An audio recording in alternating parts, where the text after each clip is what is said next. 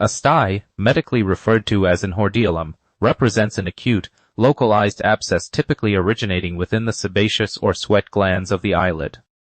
While many minor styes resolve spontaneously through conservative measures like warm compresses, a significant proportion progress into large, painful, and fluctuant abscesses that demand surgical intervention.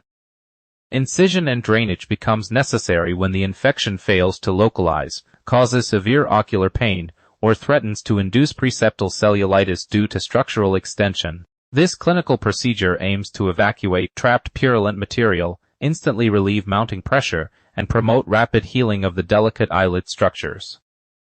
Identifying the exact stage of fluctuance is paramount before initiating invasive manipulation, ensuring that the abscess is mature and ready for successful evacuation without causing trauma to surrounding ocular tissues. Prior to performing an incision and drainage, meticulous pre-procedural preparation is mandatory to ensure patient safety, comfort, and a sterile field.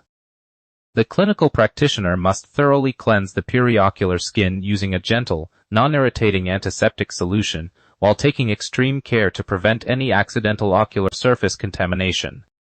Local anesthesia represents a critical component of the procedure, typically achieved by carefully infiltrating a small volume of lidocaine with or without epinephrine directly into the subcutaneous tissue surrounding the abscess. Because the eyelid is highly vascular and densely innervated, this injection can cause transient discomfort, requiring clear communication and reassurance from the operator.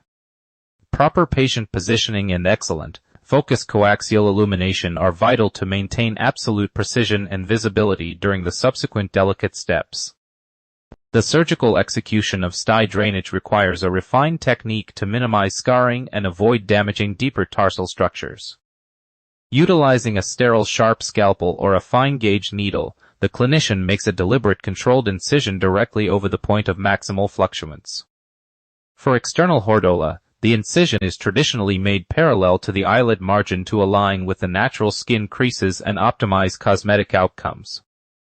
Conversely, internal hordeola are incised vertically from the conjunctival surface to prevent cutting across the meibomian glands. Once the incision is made, gentle expression is applied to evacuate the purulent debris and any loculated fluid collections. The cavity is then carefully irrigated with sterile saline, and the wound is typically left open to facilitate continuous drainage, preventing the recurrence of trapped bacterial pathogens within the tissue spaces.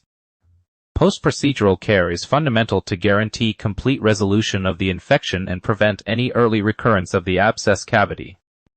Immediately following the drainage, a topical ophthalmic antibiotic ointment is routinely applied to the wound to provide a protective antimicrobial barrier against secondary bacterial invaders. Patients are instructed to resume warm compresses several times a day starting 24 hours after the procedure, which helps maintain patency of the incision line and promotes localized blood circulation. Maintaining strict eyelid hygiene is emphasized, including avoiding any cosmetic products, refraining from touching the healing area with unwashed hands, and temporarily discontinuing the use of contact lenses. Routine follow-up assessments ensure that the inflammation is steadily subsiding and that the delicate structural margins of the eyelid are healing symmetrically without distortion.